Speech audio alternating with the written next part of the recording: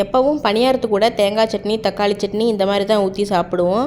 எங்கள் ஊர் சைடு வைக்கிற வெள்ளைப்பாவு ஒரு தடவை வச்சு சாப்பிட்டு பாருங்கள். டேஸ்ட்டு ரொம்ப சூப்பராக இருக்கும். செய்கிறது ரொம்ப ரொம்ப ஈஸி. இது செய்கிறதுக்கு ஃபஸ்ட்டு ஒரு குண்டால் 3/4 கப் அளவுக்கு வெல்லத்துக்கு 1/2 கப் அளவுக்கு தண்ணி ஊற்றி அடுப்பில் கரையிறதுக்காக வச்சு விட்டுட்டு வெல்லம் நல்லா கரையட்டும். அதுக்குள்ளே தோசை மாவில் கொஞ்சமாக ரவை போட்டு மிக்ஸ் பண்ணி வச்சுக்க போகிறேன். ரவை போடுறதுனால பணியாரம் நல்லா வெளியே மொறுமொறுன்னு உள்ளே நல்லா சாஃப்டாக வரும்.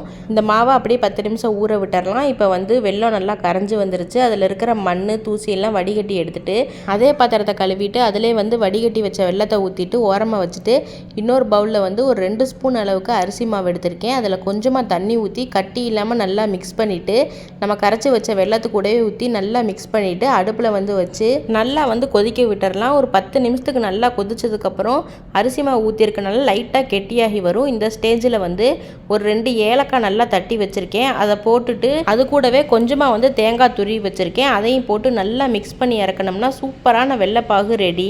கொதிக்கும் போதே அவ்வளோ வாசமாக இருக்கும். டேஸ்ட்டு ரொம்ப சூப்பராக இருக்கும். இப்போ நம்ம ரவை போட்டு ஊற வச்ச மாவும் நல்லா ஊறி வந்துருச்சு. அடுப்பில் பணியார கல் வச்சுட்டு சூடானதுக்கப்புறம் நம்ம வழக்கமாக பணியாரம் ஊற்றுற மாதிரி ஊற்றி 2 சைடும் நல்லா முருகலாக வேக விட்டு எடுத்தோம்னா சூப்பரான பணியாரமும் ரெடி. நல்ல சூடான பணியாரத்து கூட நம்ம ரெடி பண்ணி வச்சுருந்த வெள்ளைப்பாவு ஊற்றி 5 நிமிஷம் ஊற விட்டு சாப்பிட்டோம்னா டேஸ்ட்டு ரொம்ப அருமையாக இருக்கும்.